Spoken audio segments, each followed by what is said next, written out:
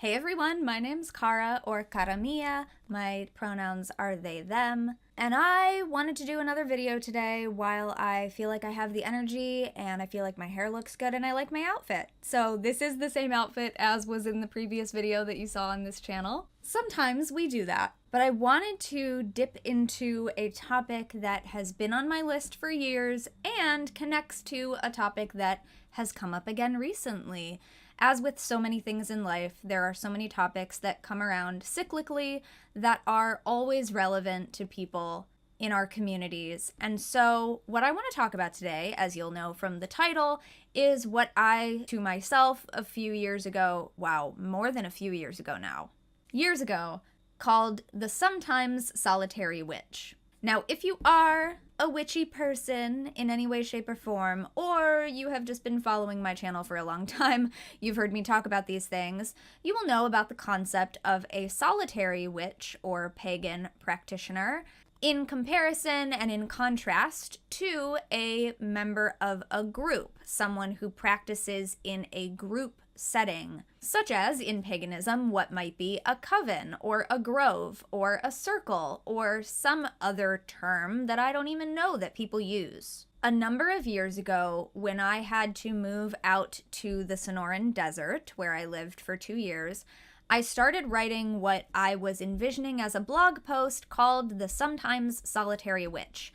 And it was about my journey of having kind of come up as a solitary witch from my preteen years through my teen years into the time period where I then eventually started doing a little bit of work with groups of other pagans, other witches, and then how that gradually moved to me doing more and more community and group-based work when I found the Reclaiming tradition, and then starting a reclaiming community in my local area, and coming around to when I then had to move away from that and once again found myself without local community, but still part of this global tradition. I was starting to feel like I was going back to a time when I was very newly studying witchcraft, when I was living with my mom, because I was living with my mom again for a little bit there. And I was like, wow, I'm like back in my mom's house, although that house is in a completely different place in the country, in a completely different biome than the one that I grew up in. But it was like, oh, I'm back in my mom's house reading witchcraft books by myself and like not having witch friends nearby. But once again, as it was in those early years, all of my witch friends were online. So I still, like, I've always had community online in that way, but it felt very different from the type of community-based work that I had grown into doing, and now I was back doing this more solitary-looking thing. And so I was thinking about all of this and that journey and what makes me feel solitary sometimes even in a community, and you know, that kind of concept that you can still feel lonely in a crowd of people, that type of thing. But also this idea that, like, most of us, even when we do work in community, are sometimes solitary. Or we are still solitary amongst that group practice. And this ties back into kind of an age-old discussion that I think is just going to keep coming up, which is this idea that some people think that once you have a group or once you have a community in paganism, in witchcraft, that you no longer get to do your own thing. That in order to join a group, you have to give up your own thing. And that is not the case. I have a number of friends who lead more formal, closed working groups in paganism and witchcraft. Something like a coven that we think of as traditionally like having a specific membership and a way that you get to join that or not. And that's different to the way that the other communities that I work in are. They're not closed, they're a little more open, people kind of come and go from them. It's just a very different process overall. So I call the things that I'm part of either just my community, or I have what I call my circle. But when I've spoken to friends who are leaders of these more kind of what I think of as more formalized groups, they have talked about how this misconception of being in a group means you don't ever do your personal work is kind of a double-edged blade in itself, because some people want to join a group so that they feel like they're covered, right? Like, I'm doing this in this group And that's all I have to do. I show up and I do the things with the group, and that's my practice, and I don't have to do anything on my own. And so it's kind of sometimes people who are trying to avoid having to do their personal work on their own. But on the other hand, there are sometimes people who don't want to ever try getting into a group because they think that they will have to give up their personal practice, their solitary practice, which means so much to them, and they think that they have to give it up in order to be part of a group. Neither of these things are true. The truth is somewhere in the middle, in the sense that when you're part of a group, you are still expected and encouraged, in my experience, to do your own personal work. And there may be things that when you are working in that group, the group does things differently than you would do in your own solitary practice. So you might be doing different practices with the group. You may not be able to do all of the things that you would do on your own when you are operating in that group environment. But it doesn't mean that you give up the ability to also do those things on your own separately. So as an example, in Reclaiming, a lot of the spaces that I'm in, we have a safer scent practice, which is because a lot of people have allergies or sensitivities to various things, whether it be fragrance, perfumes, or smoke generally, whether people have asthma or just whatever the case may be. So we have a practice that when we are in reclaiming community spaces, we don't wear really strong smelling perfumes or oils, and we're not burning incense. So we're not having very strong scents, and we're not producing a lot of smoke. I have been to some reclaiming events where there is a campfire involved, and sometimes, as long as people are aware of that and it's outdoors, they can try to be where it will be the most accessible to them to be near it, or they may choose not to participate, which is always sad. So when we want to make sure that everybody can be at the thing, we don't include those types of things. But in my personal practice, I love incense. Incense has always been one of my favorite kind of ritual supplemental tools to get me into the headspace. I love to match the scent to the intention of the thing that I'm doing, or the season, or the deity that I'm honoring. And my mom and I used to make incense. So in my personal practice, I love using that. But when I'm in community, we don't use that. And that's, to me, not a loss, because I can still do that on my own. It is something that we are doing as a compromise so that everybody can be included. Because just because I can be around burning incense doesn't mean that some of my best friends can. That would be detrimental to their experience in community. So I don't do that when I'm with them, but I can still do it on my own. So that's a very simple example of what I mean by you might make some compromises when you're working in a group because of how that group operates, but I'm not giving that thing up in my personal practice. And if I'm with a group of people from Reclaiming, like my circle, and we talk about it, and we're like, all of us who are present are okay with there being some incense burning, we have incorporated that. It's not like we're never allowed to. It depends on the space and the people involved. But there's also things like if people have allergies, you don't bring a certain snack to the picnic if somebody's gonna have a really deathly allergic reaction to it. Just because it's one of my favorite snacks and I can eat it on my own time all I want, I'm not gonna bring that to the group. Obviously, those are really practical, sort of everyday, concrete examples, and it's not getting into practices, but it's the same concept. We might call the elements differently or have a different practice of doing energy raising and ritual, but that doesn't mean that I still can't do it the way that I like in my own practice. And on the other side of things, how much personal work you're doing on your own time really is up to you. There definitely are some people who just show up to whatever's going on in community. And I can't really say that I experience this much in my tradition. It's not to say that it doesn't exist, but I have not observed it as much there. But the example that's coming to my mind for this is actually when I used to attend more open pagan pride public sort of events, that I definitely encountered a lot of people there who the thing that they do in their practice, the main thing that they do is show up to pagan pride once a year, and that is the thing that they do.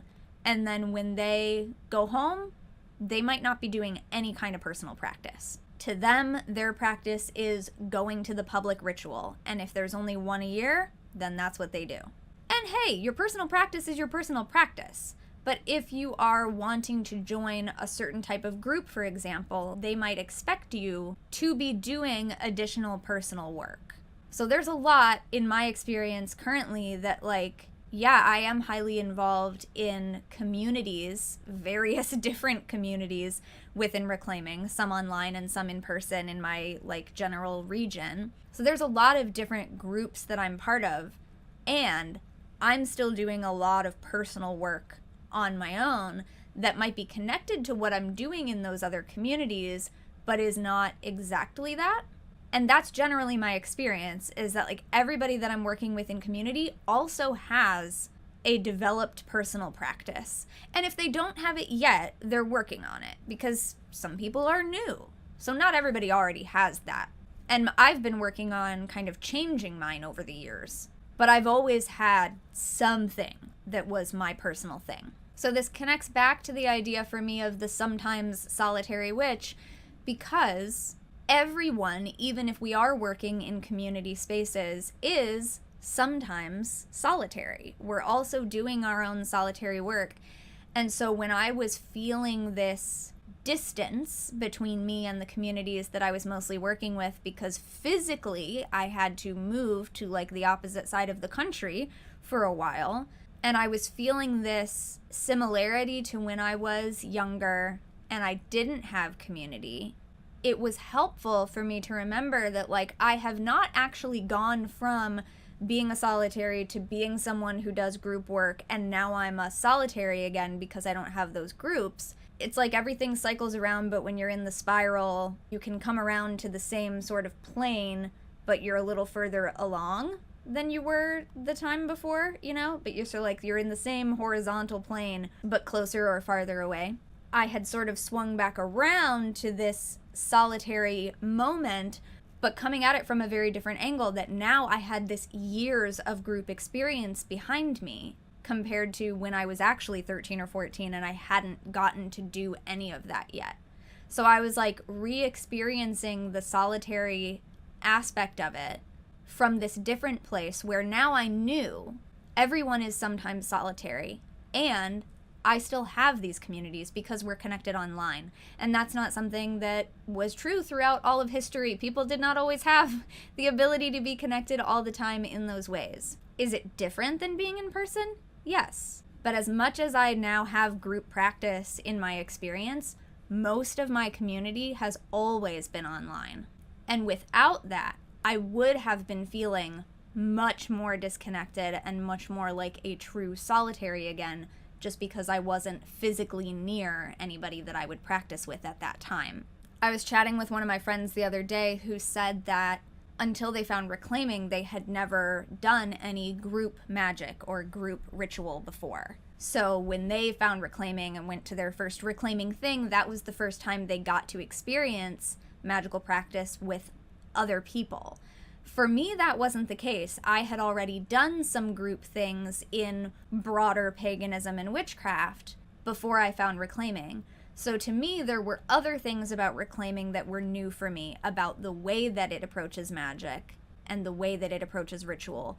But the doing ritual with other people was not brand new to me. And so even that is like, I had these other experiences from these other things. So whether you're a solitary or you're primarily a group practitioner, or maybe you're doing one or the other mostly right now, there may be other times where that group isn't as much part of your life anymore. Groups dissolve, people move, life changes, our schedules get busy, whatever the case may be. There's always reasons why we might end up mostly relying on solitary practice again for a while. And I think that that is just an interesting truth, that, like, when I was younger and first doing a lot of stuff about witchcraft on the internet, there seemed to be this huge divide between, like, people who are solitaries and people who work in groups. And it's just never actually been like that. People who work in groups still have solitary practices. People who have been initiated into groups sometimes then leave those groups for any number of reasons. Like, our relationship with the different communities that we're in change. And so just because somebody might be part of a group doesn't mean that they don't still do their own stuff at the same time, or that they will not be solitary again sometime in the future.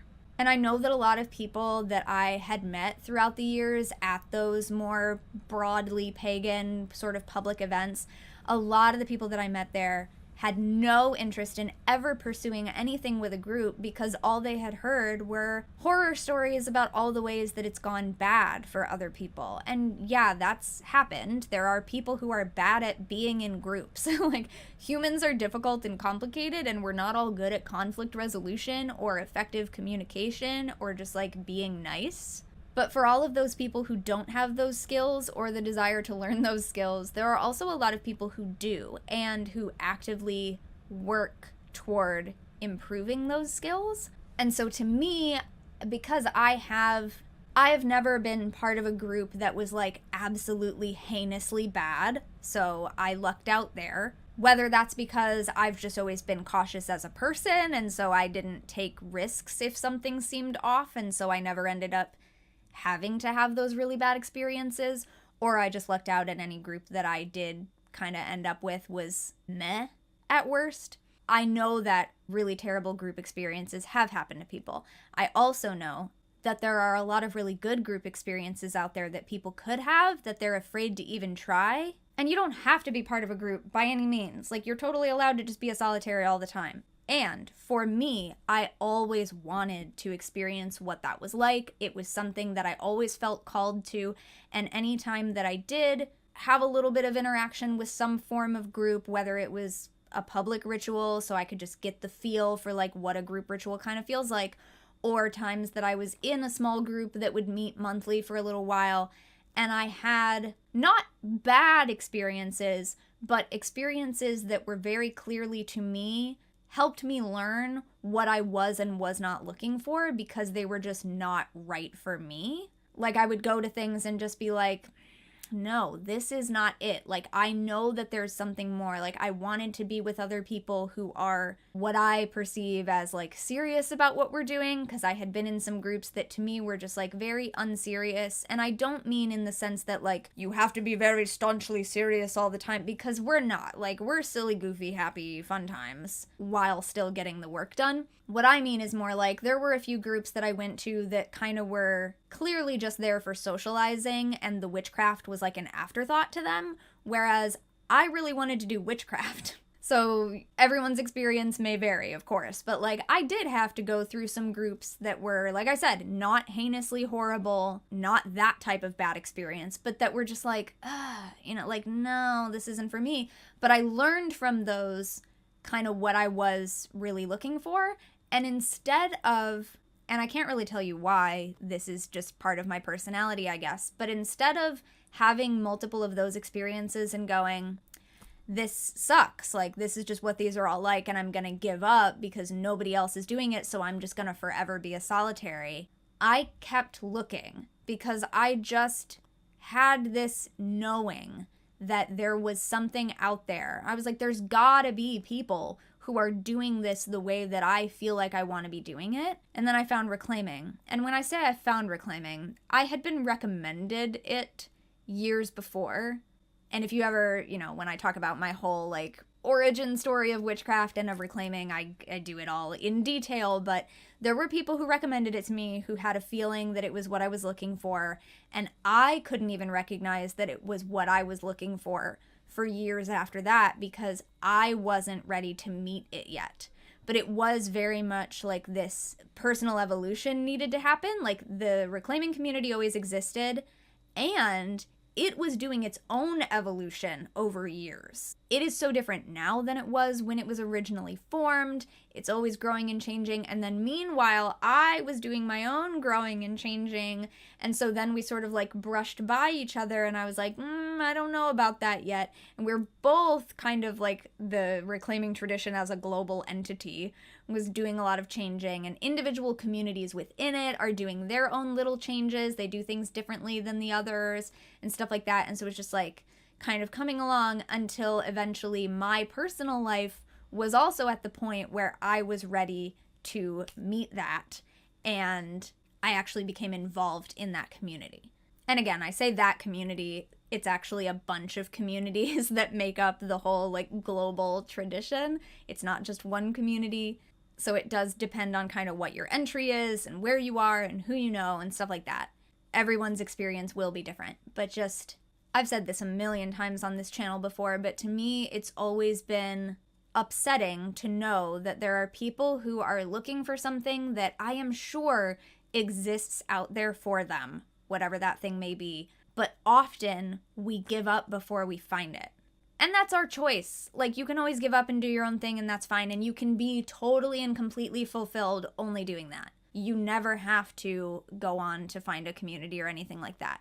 There are people who don't want that. And so the thing that they want, if that is solitary practice, they find it, awesome, that is a win in my book, because, like, you found the thing you wanted. Congratulations, that's amazing. And I think there are people who actually do want something else, but they just can't find it, and that sucks. That's what sucks to me, is that, like, I want everybody to find the thing that they're looking for that feels like the magic that they're doing, and if you want to be doing that magic with other people, if that exists out there in the world, I want people to find it.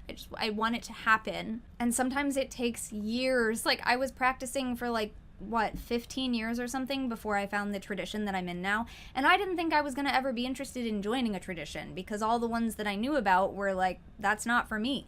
But I didn't know about this one yet, even though it existed longer than I've been alive, kind of. It didn't officially exist as the tradition as it is now until I was a little bit older, when I was a kid. But anyway, the thing that is what somebody really wants, the group that somebody really wants, might already exist, and it's just going to take time for it and you to, like, finally come together and merge and for things to work out. Or that thing might not exist yet, and it might involve you taking steps toward being able to create it. And that's kind of what I had to do with my local community. Like, the tradition already existed, but there was no local community in my area within my tradition. I had to make that happen.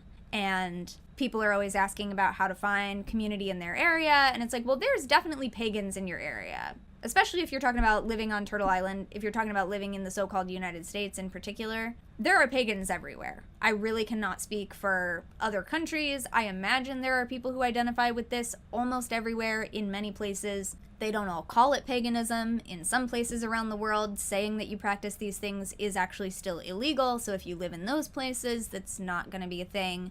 But at least according to my analytics, the people who watch my channel are not from those places primarily. So I think most people who watch my channel, like, there's pagans around you, but they might not be doing the type of paganism that you want to be doing. So you can meet people and you can learn stuff and you can make friends and you can go to events and you can have nice experiences, and it can be still not the thing you're looking for. And maybe you just need to keep looking, but also maybe you need to help be the one to create the thing and make it happen. I didn't really know, like, from a bird's eye view that that's what I was doing, but then my friend Ems, who I recently taught a class with online a while ago, said something about this. It's actually a quote on my website. I have this written down from them, that they said something about the fact that, like, I've always had initiative in that, like, I wanted something to happen, I wanted something to exist, and so I worked at it until I made it happen. And a lot of the time, depending on the day, but a lot of the time, if you were to ask me about that type of thing, like, I wouldn't even recognize that that was something that I was doing, because it's just, you know, gradual change over time. I didn't notice that was happening. So I talked about this in a couple videos ago about the way that community can reflect things back to us, and that's another one of those things that, like, somebody else had to say, like, no, I watched you do this. Like, you wanted there to be reclaiming community in your area, you made it happen, and now it exists because you did this thing. And again, I can't tell you where that comes from. It's just part of my personality, whatever the case may be. I know that there are people for whom that is not their thing. Might be people who want something to exist, but actually being the person to create a community, to form that community, to make that thing exist, might not be in their wheelhouse. That might not be the thing that they enjoy doing. And so those people might need to wait until the people who are meant to, like, make the thing happen come around to making the thing happen, that you can then join. But that's one thing about starting new community, and when I teach, one of the core classes in Reclaiming is called Communities, or sometimes they call it Community, singular. I tend to call it communities. When I taught it for the first time last year with a friend of mine online, I added a section about creating new reclaiming communities where there are not currently, because I have personal experience with that. And it's something that a lot of people experience because we don't all have local community in our areas. And this is true in my experience for most pagans, that like there are individuals of us kind of everywhere scattered all over the place, but that doesn't mean that there are enough people close enough together in one area to have a local community. And I heard from dozens of people over the years who would like look up whether there was a pagan thing in their town or in their city, and if there wasn't anything, they would say, oh, there's nothing, and they would just give up and say there's nothing for me. Meanwhile, I would look up their area and I'm like, well, there's nothing in your town, but there's this other thing in the next town over that like has a pretty robust event, it seems, that they've been putting on for years. Why don't you go to that thing, right? And so some of the time it's not realizing that we have to look a little more broadly, because as a minority religious group, a group of minority religious groups, because we're not one single religious group at all, but as a kind of minority category of spiritualities, there's not a church for us on every corner. So you do have to go a little bit further out to find your people. So whether that's a physical thing going on somewhere nearby, and I know that not everybody can travel necessarily, so it depends on your situation, whether you can actually drive yourself somewhere or whatever. But I've met people who are perfectly capable of driving themselves places. They go places all the time, but when they hear like, oh, I have to drive an hour to go to that pagan group, no. To me, I'm like, what do you mean? Like if that's something... I grew up in a very rural area where, like, to go to the grocery store, it might have been 40 minutes. So driving an hour to find my spiritual community? Of course. But other people, I guess, if you've grown up in an area where, like, everything's 5 minutes away or 10 minutes away, then you might be like, I'm not driving an hour.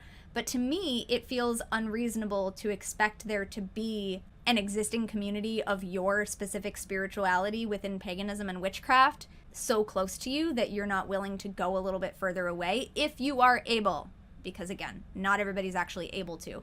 And that's why it's also great that there are so many options online now. But it was this idea that like I heard from so many people over the years who would tell me there's nothing in my area. Occasionally it would be someone who's like, oh yeah, I did know about that and I went there, but it's not for me. Okay, great. Maybe you've done your research then, you've done what you can do in your area at this time. Wait a few more years and see if it changes. But most of the time, it would be people who were like, oh, thanks, I never found that, or oh, I never thought to look there. And so this is true about reclaiming, this is true about the wider pagan and witchcraft scene, at least in my country, from my experience, that like individuals of us are everywhere in a general sense. Like every state has some pagans, but maybe they all live completely scattered in different parts of that state, and so they would have to get together online, or they would have to travel a little bit in order to meet up, or whatever the case may be. But then, like, what I kind of did was, my idea was to hear from people who were interested in my tradition anywhere around the state, help people get the basic resources that they need to get involved with the tradition, and then as more people join from closer to their exact area, then there could be like smaller groups that form that are a little more localized. But if, you know, right now, as it started, if there's like one group of people doing this thing, then like you might have to get involved with that one group to learn about the tradition in order to then seed community where you are. So I've taught this to people, I've talked to people about this quite a bit, and there's always more people wondering how to do it. And it really just depends on your area, it depends on the tradition that you're looking to be working in, and there's a lot of different strategies for how to do it. But kind of the two things that from my experience are really necessary is that there has to be at least one person, ideally multiple so that it's not on all one person, but there has to be at least one person who's actually willing to be like the person who starts a thing and like can be the contact person and will like plan something to get something going. Because if nobody's willing to do that, nothing happens. So there have to be some people who are actually putting the thing together. And there has to be patience, because it's going to take time. The group that I have now took multiple years to slowly form into the core group of people that we have regularly attending and doing things now. And it's taken years for them to get through going through a little bit more training and gaining experience to start moving toward the point where they feel comfortable leading things. I joined my tradition when I had already been practicing this stuff for a decade and a half, and I was already teaching it in informal ways, and now I teach it more formally. But a lot of the people that I have in my group now were brand new to any of this, and so most people are not going to be ready within a year to just jump in and then turn around and start teaching and bringing more people into it. So it takes time. I also heard from a lot of people, like we've heard from over 100 seekers in the past 5 years who were interested in joining our community in our area within our specific tradition. I heard from over 100 people, and then I would email them back. Maybe I would ask some follow-up questions or whatever. And most of those people would never email me back after that. Just never heard from them again. Whether it went to spam and they didn't check it or they're not interested anymore, I don't know. All I know is most people never replied after that. Of the smaller percentage of people who did reply, most of them did not end up joining our group. And of the chunk that did, an even smaller portion of those folks are actually actively involved. So after hearing from over 100 people, there are like 6 to 8 people who are regularly involved and have been over years. And it's pretty common that we might get somebody who joins and becomes a little bit more active for a couple of years, and then something in their life shifts and they move away from it. And so that's just kind of part of it. But there's gotta be, I moved across the country and then came back, and, I've had all of these different changes that I had to remain dedicated to helping make sure that things were happening in this group to help keep it going. Because if we're ever going to have new people join, there has to be something going on, because not everybody wants to plan things, which is why I say there has to be some of the people who are actually willing to be the people to come to the meetings, do the planning, make things happen. Because if the only people who show up with interest are people who just want to show up to an existing event, it's great because we need people to come to events, but if you are newly forming a community, you need people who want to actually do the planning of the event to make sure that the event is happening. Because if the only people you have are people who just want to come to an already existing event but have no desire to be involved with the work that it takes to make that thing happen, you're not going to form a new community. So I talk about that when I teach the Communities Core class. And honestly, you don't have to be a member of Reclaiming to take the Reclaiming Core classes. If community building is something that you're interested in, I would recommend that you take our Communities Core class, because it'll teach you generally about skills that are useful in creating collaborative communities. So I will probably be teaching that online within the next year or so, but other people teach it at different times too. And so if you go to my website and you sign up for my mailing list, there's a spot on there to check a box that tells me that you specifically want to learn about reclaiming resources, but also just if you sign up for my email list in general. I always put in there when I'm going to be teaching online classes so you can be informed when those are coming up. There are certain ones that you have to take before you can take others. Elements of Magic is our introductory, but Communities is often also given as an introductory class because it is about forming communities and we want more people to have that experience. So it depends on who's teaching it, whether they want you to have the elements as a prerequisite class or not. But if you get in touch with me through my email list and you end up doing one of mine, then I'll know who you are and why you're there, and we can talk about any prerequisite experience that you may need to have before taking that class. But that class talks about all kinds of skills, about collaborative group leadership, facilitation skills, conflict resolution, giving and receiving feedback, like all kinds of things that are good practical skills for anybody who wants to work in communities that are collaboratively led, consensus-based. We teach consensus process. So I would recommend that if that is something you are interested in. I actually don't have them live on my website as of the moment that I'm recording this, and I probably won't for a while because I'm trying to figure out my schedule. But in the past, I have also done like instead of just you can get a reading from me, I've also done it where you can sign up to have some time to chat with me for an hour. It's kind of like a coaching session in a way, where if this is something that you're looking to do, we could just talk about that for an hour or whatever. If it's something that you want more ongoing support with, we could talk about like narrowing down some stuff that is specific to you in whatever situation you are in presently. But I don't have live chats like that currently available on my website because I'm working out my schedule. But that's something that I've offered in the past, and that's the type of thing that would be perfect for that. It's like, if you have a specific question of something that you want to learn more about, obviously there are free resources on the internet that you can just go to. But if you want to work with me on stuff like that, those are the types of opportunities that I've done in the past. So that's been a bunch of my thoughts about how I am a sometimes solitary witch, and many witches are, and being in community, not being in community, not giving up on being in community if that is something that someone wants, and everything else in between. Thank you very much for watching and or listening to this video. I will see you next time, and until then, don't forget to be awesome, blessed be, and goodbye.